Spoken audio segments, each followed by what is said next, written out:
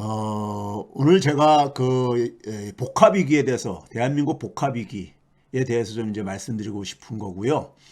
그래서 제가 밑에 조그마한 글씨로 이제 많은 부제목들을 달았는데, 지금 대한민국의 최대 리스크는 윤석열 자신입니다. 윤석열 자신이에요. 대한민국에서 대통령은 그러니까는 막강한 권력을 가지고 있는 존재지요. 존재이기 때문에, 이번에 이제 우리가 엑스포 유치 과정에서 봤지만은, 정부 자체가 리스크고 그 정부 리스크의 핵심이 이제 그러니까 윤석열이죠. 윤석열 리스크지요. 근데 이 윤석열 리스크가 함축하는 의미가 상당히 많습니다. 사실 언론들이 이런 거를 좀 깊숙이 좀 저는 짚어줬으면 하는데, 그럼 제가 이런 방송 안 해도 되죠.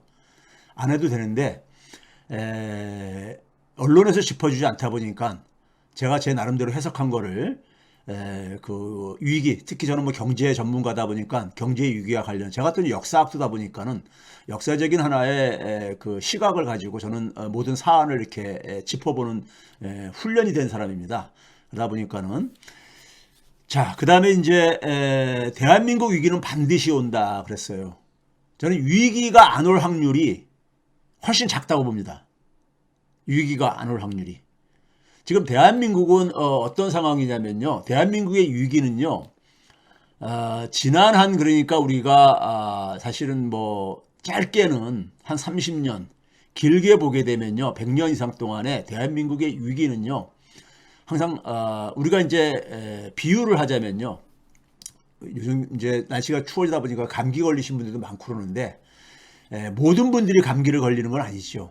젊은 분들 보게 되면 막 그냥 날씨가 추운데도 반바지에다가 양말도 안 신고 시럽바 신고 다니시는 분들도 뭐 그 근처 집 동네 이런 데서 보는 장면이긴 하지만은 보이기도 그러잖아요. 근데 그런 젊은 친구들은 감기 안 걸리죠. 왜 그렇습니까요? 나이 드신 분들보다도 면역력이 있으니까 그런 거잖아요. 면역력이 강하니까 안 걸리듯이, 위기라는 것은, 문제라는 것은 내부가 굉장히 취약해졌을 때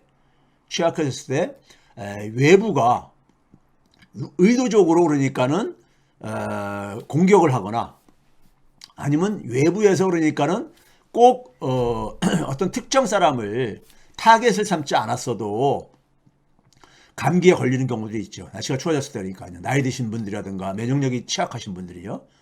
대한민국의 위기는 대개가 이러한, 그러니까 우리가 그 비유적인 표현에 담겨져 있습니다. 위기의 그 반복은요. 항상 그렇습니다. 우리가 보게 되면은 외환위기도 그랬고요. 글로벌 금융위기 때도 그랬었고 지금도 그렇습니다. 근데 대한민국이 그러니까는 사실 위기를 지금 그러니까는 불러들이고 있습니다. 불러들이고 있어요. 그래서 제가 이제 복합위기다 하는 얘기는 한 가지 위기만이 아니라 여러 가지, 뭐 안보의 어떤 위기, 경제 위기는 물론이고요. 그다음에 재난 위기라든가 이런 것들이 저는 제 눈에는 보이기 시작합니다. 죄송합니다. 보이기 시작해요. 그래서 위기가 안 올 확률이 저는 훨씬 더 작다고 봅니다. 작다고 봐요. 그런데 이것은 외부 충격에 의해서 올 확률이 굉장히 크다고 봅니다. 자, 제가 최근에 그 채백은 TV의 커뮤니티란을 보시는 분들은 지난 1년 동안에 제가 시민언론 민들레에 칼럼을 써왔던 거를 잘들 아실 겁니다. 칼럼을 제가 공유를 하고 그랬었기 때문에 그 칼럼을 제가 마지막 홀을 지난, 그러니까 26일자로 마지막 칼럼을 끝냈습니다. 끝냈는데 민들레 칼럼을 쓸 때 이제 제가 이제 제안을 받았을 때 제가 그랬습니다. 저 같은 사람 말고 이제는 좀 이제 젊은 후배들한테 지면을 좀 이제, 그러니까 저는 양보하고 싶다. 젊은 분들이 그 기회를 좀 드렸으면 좋겠다. 젊은 분들에게 기회를 드렸습니다. 그러면서 제가 고사를 했습니다. 고사를 했는데 그 칼럼의 성격상 그러니까는 지금 좀 들어봐 주시고, 칼럼의 성격을 들어봐 주시고 다른 분을 추천해 줄 수 있으면은 해 주시고, 그렇지 않으면 좀 부탁드린다고 간곡하게, 제가 그래도 신뢰하는 언론인 출신 한 선배한테 그런 제안을 받았었습니다. 그때 이제 무슨 얘기를 했냐면은 아무래도 언론에 있어서 대한 언론을 이제 그러니까 좀 진보적이고 민주주의를 지향하는 대한 언론이 지금 이제 윤석열 정권에서 굉장히 망가지고 한겨레 경향조차도 그러니까 망가지고 이런 상황 속에서 대한 언론이 필요하다는 것에 대해서는 대다수가 공감하는 부분이기 때문에 그런 점에서 그러니까 어렵게 자기들도 이제 그러니까는 출발을 하게 됐다고 하면서 그렇게 됐다면서 저한테 부탁드리는 게 뭐냐면요. 언론의 아무래도 가장 중요한 양축은 정치와 경제 아닙니까? 이제 그렇게 얘기를 하시면서 정치와 경제를 그러니까는 이게 그러니까 양축인데 이거를 정치 쪽은 유시민 작가가 좀 그 방향을 잡아주고 경제는 교수님이 좀 방향을 잡아줬으면 좋겠습니다. 그래서 2주에 한 번씩 한 달에 그러니까 두 분이 번갈아 가면서 지면을 좀 채워줬으면 좋겠습니다. 그렇습니다. 그러더라고요. 그래서 제가 이제 좀 잠깐 고민을 하다가 알겠다고 그럼 한번 써보겠다고 해가지고 지난 1년 동안을 이제 그러면서 제가 이제 그 당시 약속한 게 뭐냐면 한 1년만 쓰겠다 그러면 최대한 한 1년만 쓰겠다. 그 전에라도 더 좋은 분이 있으면 언제든지 저한테 말하면 저는 물러날 의사를 갖고 있다 이런 얘기를 했습니다. 그래서 그 약속을 지킨 거예요. 최근에 이제 그러니까 마지막 칼럼을 쓰게 된 이유는요. 그러면서 제가 민들레 칼럼을 통해서 지난 1년 동안에 경고한 내용들을 몇 가지를 이렇게 제가 이제 들춰봤어요. 들춰봤는데 첫 호에 작년 이맘때죠. 11월 21일이니까요. 작년 이맘때 제가 첫 호에 칼럼의 첫 호 제목이 뭐냐면 정치 외면의 청구서라는 제목으로 글을 썼습니다. 이 내용은 사실 그 대선 끝나고 나서 잠깐 이제 그러니까는 지켜보는 과정을 거치고 난 이후에 윤석열 정권이 출범하자마자 제가 이 얘기를 했었습니다. 이 얘기를 했었어요. 예? 정치 외면의 청구서가 이제 날아올 것이다. 비용 청구서가. 이게 어떤 분이 지금 이게 이게 발음 어떻게 되는 겁니까? HIN님이 대선 때 끝까지 이재명 캠프에 계셨어야 했는데 저 이재명 캠프 떠난 적 없어요. 그냥 공식 직함을 제가 내려놓고 좀 더 그러니까 제 행동 반경을 넓히기 위해서 이 대표하고 상의해가지고 제가 그때 내려놨던 겁니다. 여러분들이 그러니까는 멀리서 보니까 잘 이제 그러니까 이해하지 못하는 부분들도 있고 그러실 텐데 제가 일일이 그걸 SNS와 얘기는 하고 그랬는데 전달이 안 됐던 것 같습니다. 정치 외면의 청구서라는 이런 제목의 글을 썼고요. 썼을 때 지난 1년 되돌아보니까 그렇지 않습니까? 정치 외면의 비용이 엄청나다는 것을 여러분들 느끼지 않으셨어요? 그리고 나서 지난 1년 동안에 제가 계속 반복해서 떠들었던 게 뭐냐면은 정부의 존재에 대해서 이제 제가 이제 계속 이제 질문을 던지고 이 정부는 그러니까는 하나의 공적인 조직으로서 정부라는 것은 처음부터 없었다. 왜?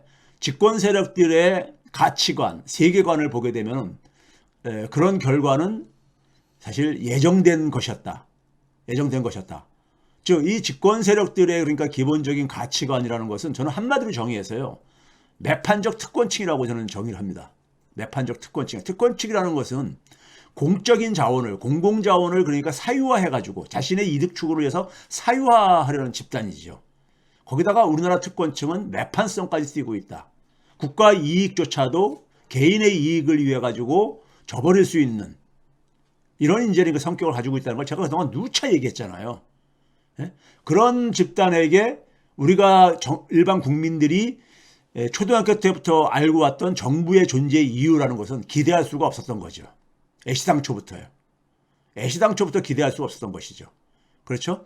그래서 제가 계속 정부에 대해서 제가 문제를 지적하고 그 중심에 대통령 리스크가 있다는 얘기를 올해 정초에 올해 첫 칼럼으로 제가 대통령 리스크를 제가 썼었습니다. 칼럼을요. 그동안 칼럼을 한 27편 정도 썼는데 한번 쭉 들여다보세요. 들여다보시게 되면은 또 지면으로 만나는 거는 방송으로 듣는 거하고 좀 약간 다를 수도 있고 그러니까요. 그래서 정부에 대해서 기대를 하지 말아라. 정부를 그러니까 바꿔야 된다. 제가 이런 얘기를 했죠. 이 정부를 버려야 되고 그래야 된다. 그리고 마지막 호에 정치와 민주주의가 실종되다 보니까는 사회가 붕괴되는 것은 자연스러운 수순이다. 사회 붕괴를 막으려면 사회라는 건 뭡니까? 우리가 함께 살아가는 공간입니다. 인간은 사회적 동물이라고 우리는 이렇게 자연스럽게 배워왔잖아요. 예? 사회적 동물이다. 그 얘기는 결국은 뭐냐면 사회를 구성해가지고 함께 살아가는 삶의 방식을 선택한 것이잖아요. 예? 그래서 사회라는 것은 모두가 함께 살아가는 그 사회 구성체들이 함께 살아가는 공간이지요. 집이죠, 집. 그렇죠? 이게 지금 없어진 거잖아요.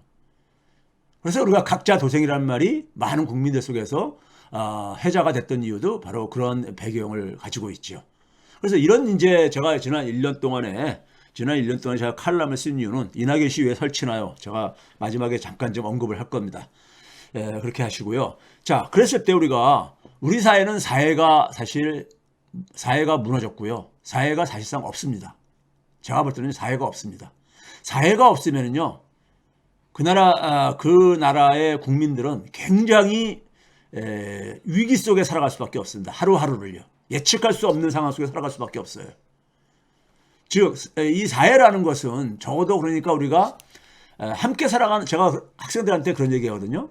왜 사회적 동물의 삶을 선택했을까?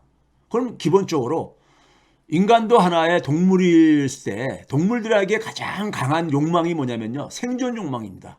생존 욕망이요. 그걸 부정할 사람은 없죠. 생존에 유리하기 때문에 선택을 한 것입니다. 생존에 유리하기 때문에. 근데 사회가 없어졌다는 얘기는 생존을 위협하는 거죠. 생존을 위협하는 거잖아요. 그렇죠? 생존을 위협하는 거잖아요. 그 상태가 되는 것은 자연스러운 거예요. 저는 그 역사, 경제, 그리고 이제 특히 문명사를 이렇게 하다 보니까 철학도 같이 공부하게 되고 그러다 보니까는 저는 근본 문제를 항상 가지고 근본을 가지고 이해하는 게 버릇이 됐고 그게 그래야지만 핵심을 이해할 수 있기 때문에 그렇게 해왔습니다. 그래서 제가 이런 얘기를 하는 거예요. 자, 그 다음에 이제 최근에 보여진 그러니까 우리가 대한민국의 상황을 우리가 이 엑스포에서 많은 내용들이 이제 드러났죠. 구체적으로요. 여러 가지 면에서 드러났습니다. 대통령부터 해가지고 저는 마지막에 홈런을 친 사람은 저는 추경호라고 생각합니다. 추경호가 그 다음날 이제 아침이면은 결과가 발표가 나올 텐데 그 전날에 연합뉴스하고 연합뉴스 TV하고 인터뷰로 출연을 하죠.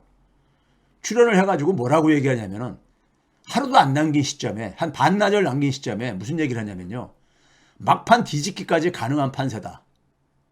이런 얘기를 인터뷰를 했어요. 예? 하루도 안 남긴 상황 속에서 나는 이걸 보면서 이 양반이 내년에는 우리가 성장률이 1등 할 거다. 아니 하루 앞도 내다보지 못하는 사람이 1년 후에 성장률을 그러니까 내다본다? 이거는 한마디로 코미디죠. 코미디죠. 저는 추경호가 완전히 이번에 홈런을 쳤다고 생각합니다. 홈런을 쳤어요. 예?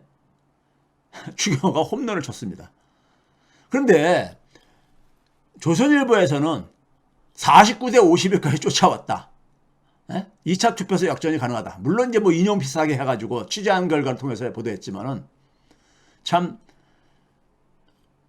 언론과 권력이 얼마나 한심한 모습을 보여줬는지를 우리는 엑스포 이 결정 나기 전에 우리는 생생하게 목격을 하고 기억을 하죠.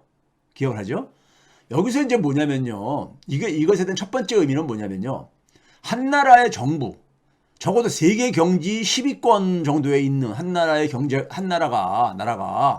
예? 더군다나 정권 스스로는 글로벌 중추국가라고 얘기하면서 이 판세를 그러니까 우리가 모르고 있었다는 거. 첫째, 액면 그대로 받아들인다면 모르고 있었다는 거죠. 있었다는 것은 정부 운영을 얼마나 주먹구구식으로 하고 있는가를 여실하게 보여준 거죠. 예? 얼마나 엉터리인지를. 일주일, 아니 하루 전까지도 그러니까는 상황 파악을 못하는 정부. 예? 그렇죠? 근데 이게 그러니까는 이걸 가지고 우리가 정부의 무능을 얘기하잖아요. 많은 사람들이요. 예? 그런데 대한민국 정부가 어떻게 이렇게 솔직히 말해서 정부 수준이 아니라 하더라도요. 정부 수준이 아니라도 이번에 굉장히 어려울 거라는 것은 해외에서는 다들 알고 있었잖아요. 다들 알고 있었던 거잖아요. 네? 그러니까 이걸 만약에 액면 그대로 받아들인다면 굉장히 무능한 거죠. 굉장히 무능한 거죠. 정부가 무능하다는 얘기는 그 나라 국민들이 굉장히 허허벌판에 발가벗겨진 상황 속에서 추위에서 오돌돌돌 떨면서 살 수밖에 없다는 겁니다. 자기를 지켜줄 존재가 기능을 못하고 있는 거니까요. 대한민국 정부 수준이 왜 이렇게 추락했는가? 여기에 대한 성찰이 있어야 됩니다. 네? 그리고 이거는 결국은 뭐냐면요. 여기에 우리가 윤석열도 말했지만은 대한민국의 모든 그러니까 주류층 엘리트가 총동원됐잖아요. 예? 그러니까 이건 어떻게 보면요. 윤석열 정부의 추락만이 아니라 대한민국의 자칭 보수라고 얘기하는 스스로 보수라고 얘기하는 보수층의 집단적인 추락입니다. 사실 사망이에요. 사망 선고입니다. 예? 그들의 실력을 그들의 민낯을 그러니까 사실 다 드러낸 거죠. 우리나라 보수층들이 얼마나 실력이 없는가를 보여준 예? 이걸 액면 그대로 받아들인다면 그동안에 자기들의 그러니까 이러한 발언들을 액면 그대로 받아들인다면은 우리나라 자칭 보수층의 실력이 얼마나 엉터리인가를 보여주는 거죠. 얼마나 엉터리인가. 예? 왜 이렇게 됐는가를 오늘 제가 여러분들에게 보여드리려고 하는 겁니다. 그러니까 추경호가 그랬잖아요. 예? 그 전날에 막판 뒤집기가 가능하다. 예? 이런 얘기 했단 말이에요. 다시 앞으로 갔네요. 자, 계산을 해보니까는 엑스포 예산을 계산해보니까 한 표에 평균 한 200억 정도 사용했다. 근데 그걸 끝나고 나서도 한다는 얘기가 정부와 언론이 하는 얘기가 여전히 이 사람들은 무슨 얘기하냐면 남 탓하기 합니다. 남 탓하기. 이 정부의 특징이잖아요. 되게 가장 찌질한 인간들이 경쟁에서 지고 나서 남 탓을 하죠. 자기 탓은 안 하죠. 남 탓을 하죠. 그렇죠? 돈 타령하는데 돈이 사우디보다 더 많이 썼으면 됐을 것 같아요? 저는 안 됐다고 봅니다. 사우디가 얼마 썼는지 거기에 대한 구체적인 그러니까는 근거는 아무것도 없어요. 그냥 막연히 추측인 거죠. 네? 오일 머니를 많이 동원했을 거다 이렇게 하는 건데 근거는 없는 거잖아요. 근거 없어요. 그렇죠? 그런데 돈을 만약에 더 우리가 많이 썼다면은 예산 이상으로 그러니까 뭐 쓰고 그랬을 텐데 기업들은 자기 돈을 썼을 테니까요. 네? 돈의 문제가 아닙니다. 돈의 문제가 아니에요. 이거는요. 돈의 문제가 아니에요. 네? 근데 여전히 남 탓하기 이 정권의 특징이에요. 이 정권의 특징이죠. 이것도 나중에 뒤에서 얘기를 할게요. 그 다음에 언론을 저는 감히 이번 기회에 언론은 스스로 창기임을 선언했다. 제가 이렇게 표현하고 싶습니다. 창기요. 우리 언론이 굉장히 돈을 받고 싸구려 글을 쓰잖아요. 우리 언론들이 특징이. 예? 자본에 그러니까는 돈에 놀아나면서 싸구려 글을 써대는 게 우리나라 언론의 특징이잖아요. 싸구려 글을 써대는 언론을 뭐라고 부르겠습니까? 이건 창기죠. 기자가 그러니까 기록할 기자. 예? 돈을 받고 기록하는 일을 하는 거죠. 돈을 받고 기록하는 일. 창기죠, 창기. 제가 만든 조어입니다. 조어예요. 석패라는 표현을 썼어요. 석패. 119대 29가 석패입니까? 참, 예? 그러니까 기본적으로 언론이라는 것은 평상시에도 항상 돈의 힘에 앞에서 권력과 돈의 힘 앞에서 싸구려 글을 써대왔었잖아요. 그리고 뭐냐면 자기들에게 돈이라는 먹이를 주는 주인들이 시키는 대로 권력과 돈의 힘에 도전하는 사람들을 물어뜯는 맹견 역할을 해왔잖아요. 예? 이게 우리나라의 언론이 보여준 건데 이번에 엑스포 끝나고 나서도 똑같은 짓을 하고 있더라고요. 똑같은 짓을. 헤럴드 같은 경우는 제가 한두 개만 소개한다면 헤럴드 같은 경우는 이 와중에 한국에도 밀린 이탈리아가 왜 그러니까 이게 우리가 관심사가 되는 거죠? 3위를 한 이탈리아가 그걸로 그걸 얘기하면 자기 위안이 되나요? 자기 위안이 되나요? 예? 그 다음에 심지어는 뭐냐면은 지금 차기 지금 엑스포를 지금 개최지인 오사카가 이 비용 때문에 예? 이거 이제 그러니까는 포기하자 이런 얘기가 일부에서 있는지 내부에서 공식적으로 이런 얘기는 안 나오고 있는데 그러면서 우리 엑스포 유치 못한 게 다행인지도 모른다. 예? 돈이 많이 들어가는 이런 행사를 이게 뭡니까? 그러니까 진 것을 엑스포 유치에 실패한 것을 그러니까는 사후적으로 정당화시키기 위해 가지고 이탈리아를 끌어들이고, 예? 일본이 그러니까는 마치 후회하는 듯한 이런 기록을 써대는 게 이게 창기가 아니면 뭐라고 불러요 이거를요? 창기가 아니면 이걸 뭐라고 부를 수가 있는 거예요? 자, 어느 언론에서 윤석열도 피해자였었다 이런 표현이 일부 보이더라고요. 사실은 이거 이제 민들레에서 이제 그런 물론 글의 내용 요지는 그런 게 아니지만 그런 표현이 있길래 제가 뜩 눈에 띄어가지고 명백하게 열세 쓰는 언론을 알지요. 우리나라 언론들은 기본적으로 해외 언론들을 계속해서 들여다보거든요. 들여다보기 때문에 해외에서 전망하는 것이 어땠는지를 잘 알고 있는, 가장 정확하게 알고 있는 게 언론이었어요. 그런데 언론이 계속해서 펌프질을 했지요. 대역전이 가능하다는 이런 것을요. 예? 그래서 윤석열도 피해자다 이런 식의 이제 표현을 쓴 건데, 그런데 이제 엑스포 유치 실패 이후에 언론이 어떤 짓을 합니까?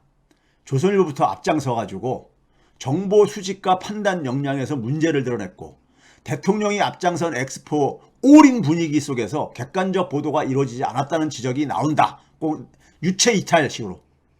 자기가 한 짓은 하고 유체 이탈식으로요. 그러면서 언론이 그러니까는 정부에다가 그러니까는 모든 책임을 그러니까는 그냥 던지는 거죠. 그런데 언론은 사실 그러니까 객관적으로 인식할 수 있었고 판단할 수 있는 역량이 있었어요.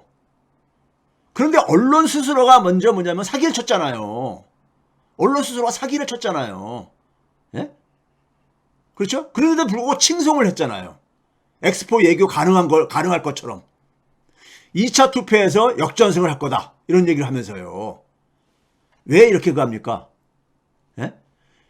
엑스포 유치의 후폭풍을 정부한테 다 떠넘기는 거죠. 윤석열 정권까지 떠넘기는 거죠. 거기다 이 과정에서 김건희 추문이 터졌잖아요. 소위 말하는 김디올이라는 우리가 용어가 만들어질 정도로 추문이 터졌잖아요. 그러니까 윤석열 정부가 벌써 그러니까는 사실상 저는 뒤에서 다시 한번 얘기했지만 식물 권력으로 추락할 가능성이 보이니까는 언론이 먼저 거리두기를 하는 겁니다. 거리두기요. 즉 윤석열이 늪에 빠졌는데 거기에 같이 그러니까 윤석열하고 같이 손잡고 있다가는 같이 자기들도 늪에 빠질 것 같다 이거죠. 자기들도 늪에 빠질 것 같다 이거예요. 예? 그래서 거리두기 손을 떼는 거죠. 저는 이런 모습으로 보였어요. 그래서 우리나라 언론들을 일부 사람들은 하이에나 같다 이런 얘기 하는 겁니다. 하이에나 같다. 자, 그 다음에 윤석열이 대국민 사과문을 냈죠. 사과문을 냈는데 참 가관입니다. 한 나라의 대통령이 사과를 할 때 사과의 의미도 잘 모르는 것 같아요. 대통령이 사과한다는 거는요, 이건 다 기록에 남는 것이고, 예? 대내외적으로 잘못을 스스로 시인을 하는 거기 때문에 거기에 대해서는 어떤 조치가 뒤따라야 되냐면요. 그렇게 문제를 만든 원인을 규명을 해야 되고 책임도 져야 되고 다시는 이런 일이 반복되지 않도록 하는 대책이 나와야 되는 겁니다. 이게 사과의 의미예요. 근데 윤석열은 대통령의 사과의 의미도 모르는 것 같아. 그냥 한마디로 모든 것은 저의 부족, 예측이 많이 빗나갔다, 이런 얘기는요 그냥 사적인 자리에서 지 참모들한테 그냥 사적인 자리에서 할 수 있는 얘기 정도인 거예요. 국민한테 할 수 있는 얘기가 아니죠. 거기다가 뭐냐면 여전히 전 정부 탓을 합니다. 무슨 얘기를 했습니까? 제가 그대로 읽어드릴게요. 담화문에 있는 내용을요. 대통령 선거에 출마하기로 하고 제가 2021년 7월에 부산을 가서 2014년부터 부산 시민들이 2030년 엑스포를 유치하기 위해서 정말 애써온 시민들의 열망을 목격하고 또 정부에서 좀 지원을 해줬으면 하는 아쉬움과 무관심에 대한 실망감도 느꼈습니다. 이게 2021년 7월이니까 대통령 되기 전이죠. 예? 대통령 되기 1년 훨씬 전이죠. 그렇죠? 1년 전이죠. 그런데 전 정부가 제대로 그러니까 지원 안 해줬다 이거예요. 이런 얘기를 담화문에다가 또 담은 겁니다. 여전히 남 탓이 하는 거죠.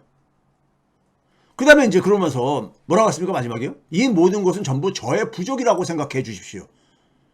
무슨 생각해 주십시오야. 국민은 그렇게 지금 생각하지 말래도 그렇게 생각하고 있는데. 근데 자신의 부족이 뭔지를 몰라요. 이 사람은 얘기를 하면서. 그래서 뭐냐면 우리 민간은 합동으로 정말 열심히 뛰었습니다.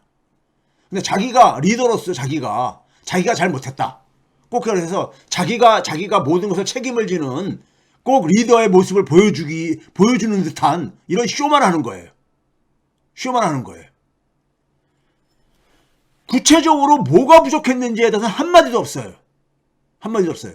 뭐가 부족한지를 제가 얘기를 해드릴게요. 윤석열 정부가 그러니까 구조적인 위기에 빠졌다고 하는 이유가 제가 이번에 엑스포 유치해서 다시 한번 확인을 한 겁니다. 윤석열이 굉장히 심각하게 무지한 이 존재입니다. 최대 문제가 뭐였냐면요. 가치 외교의 실패의 결과입니다. 가치 외교의 결과예요. 가치 외교 실패의 핵심 원인은 어디에 있냐면요. 대통령 윤석열의 가치관에 있습니다. 세계관에 있어요. 윤석열은 철진한 그러니까 20세기 냉전 시대의 이분법적 세계관, 선과 악으로 구분을 해가지고 악은 응징을 해야 될 이런 대상으로 설정하는 이분법적 세계관에 지금까지도 그러니까 못 벗어나고 있는 사람입니다. 그런데 이러한 이분법적 세계관은요.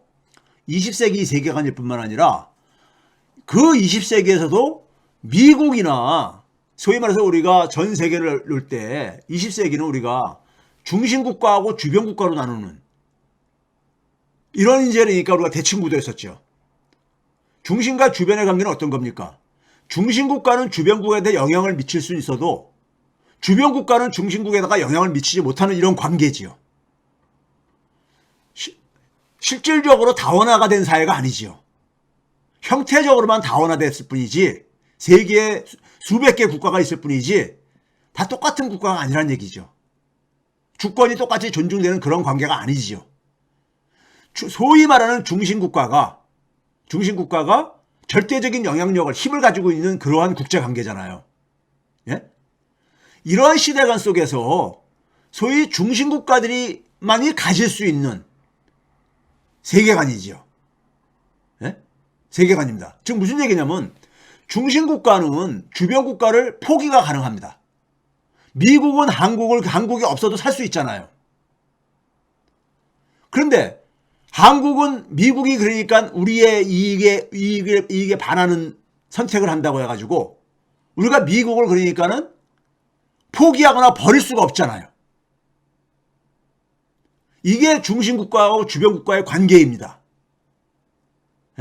그런데 예? 윤석열은 뭐냐면은 자신이 마치 그러니까 중심국가에 사실 자기가 미국의 대통령인 것처럼 예? 그런 착각 속에서 국제관계를 펼쳐왔던 거예요.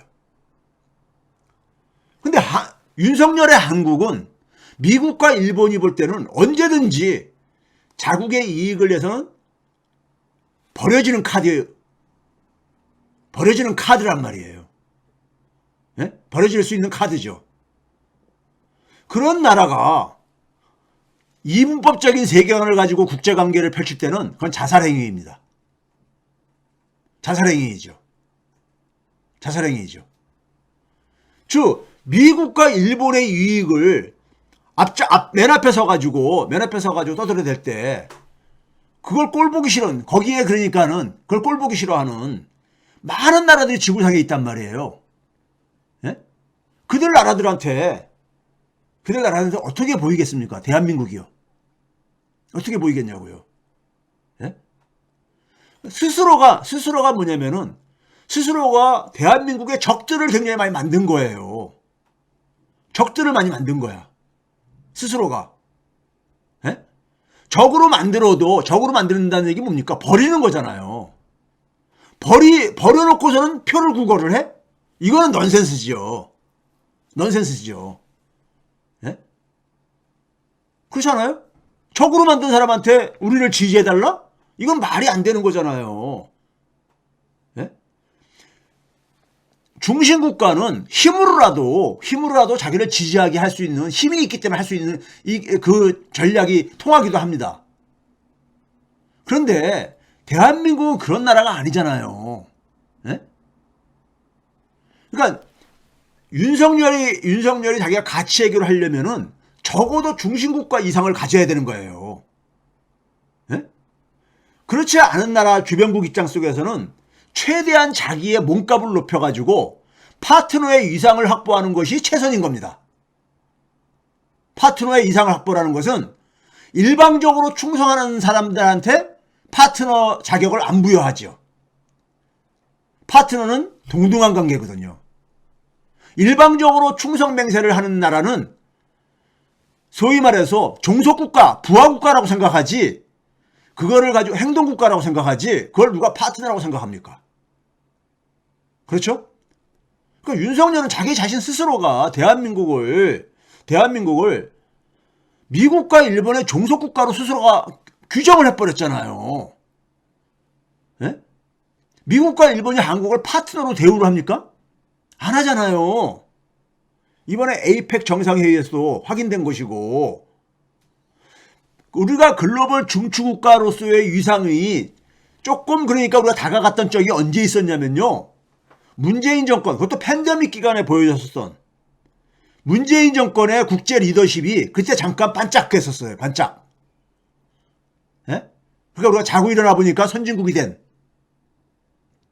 팬데믹 상황 속에서 지구상에 많은 그러니까는 소위 글로벌 사우스라고 하는 이들 나라들의 그 어려움을 대변해주면서 소위 글로벌 사우스의 대표 주자로서 그러니까 이렇게 위상이 올라가지면서 몸값이 올라갔었죠. 잠깐이요. 그러다 보니까 그 당시에는 바이든이 문재인하고 만나가지고 글로벌 파트너라는 방역의 파트너라고 썼었잖아요. 네? 처음으로 파트너라는 용어가 튀어나왔었습니다. 한미관계에서요. 저는 국가 정상들 간에 회담을 하고 나서 공동선언문이 나오면 그걸 쫙 한자도 빼놓지 않고 저는 읽고 그 의미를 해석하는 사람입니다. 해석하는 사람이에요. 예? 일반 사람들은 안 하지요. 할 필요도 없고요. 근데 저는 합니다. 국제관계의 변화를 그 속에서 읽을 수 있는 게 있기 때문에. 자, 그런데 윤석열은 기본적으로 그 이분법적인 세계관을 가지고 있는 거예요. 국제사회에서 이분법적인 세계관은 아주 치명적입니다. 특히 주변 국가, 이 지위에 있는 나라가 이분법적인 세계관을 가졌을 때. 그래서 많은 전문가들이 가치 외교는 한국이 취할 수 있는 그러한 외교 전략이 아니다. 이런 얘기를 했었었죠. 그게 작동되지 않기 때문에. 예? 그런데 윤석열은 계속해서 반중국, 반러시아 떠들어대면서 그랬잖아요. 예? 미국과 일본조차도 뒤로는 그러니까는 협상을 하고 만나는 대상을, 그렇죠? 그래서 윤석열, 그리고 윤석열을 지지하는 저는 이 사람들을 운물한 개구리라고 봅니다. 운물한 개구리요. 윤석열의 국민 담화문에 이런 얘기가 나왔어요. 저 역시도 96개 국가 정상과 150여 차례 만났다 이거예요. 저는 이 수치가 의미하는 게 굉장히 많습니다. 1년 조금 넘는 기간 동안에 거의 100여 개 국가 정상과 150여 차례 만났다 이거예요. 예? 엄청 나다닌 거죠. 예? 나다녔어요. 그런데 29표가 나왔어.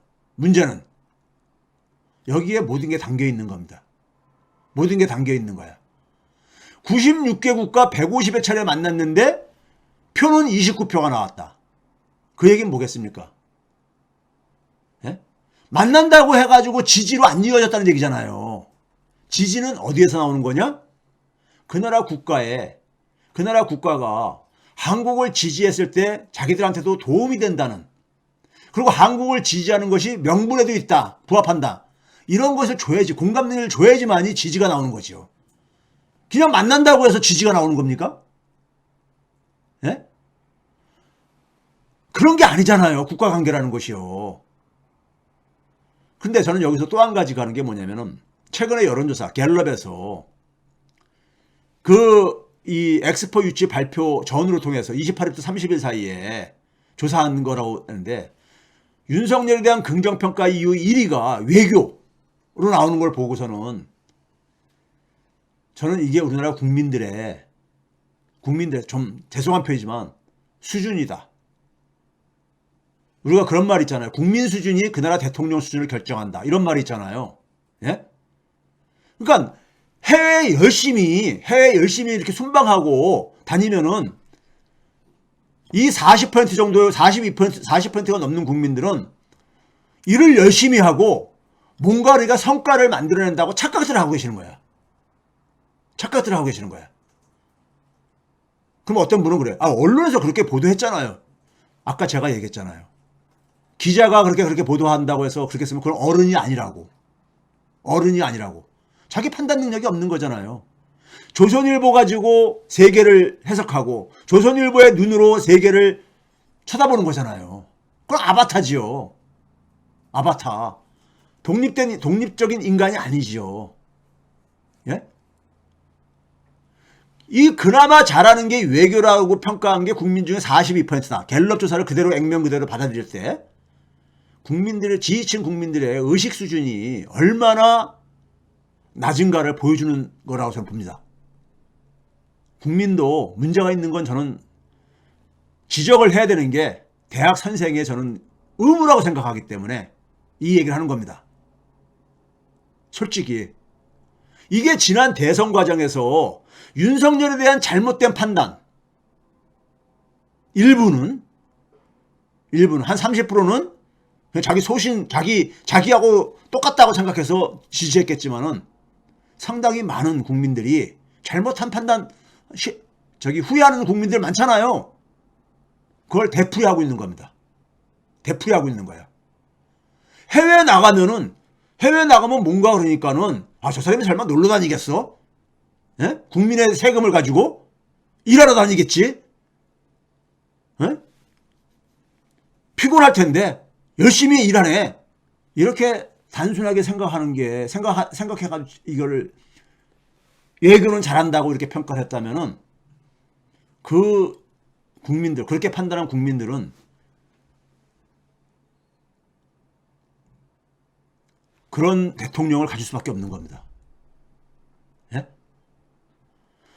해외 나가서 주로 한 게 뭡니까? 미국과 일본에 대해서 충성 맹세하고, 그러면 그 나라 국가 바이든이나 기시다는 자기들을 위해 가지고 미국과 일본의 이익을 위해 가지고 윤석열이 떠들고 또 그 다음에 재원을 내놓고 하는데 환영을 안 해주겠어요? 환영을 받으면 마치 그러니까 그러니까 자기가 미국과 일본과 대등한 국가가 된 것처럼 윤석열은 착각할 뿐만 아니라 윤석열 지지층들이 같이 착각을 하고 있는 거야. 집단적인 그러니까는 이러한 음물한 개구리 시야에 갇혀 있는 거예요. 예? 미국과 일본, 그리고 영국, 그리고 이번에 네덜란드 가죠? 등은 한국을 파트너라고 생각 안 합니다. 그냥 이용 대상 국가예요. 이용 대상 국가라고요. 파트너가 아니에요.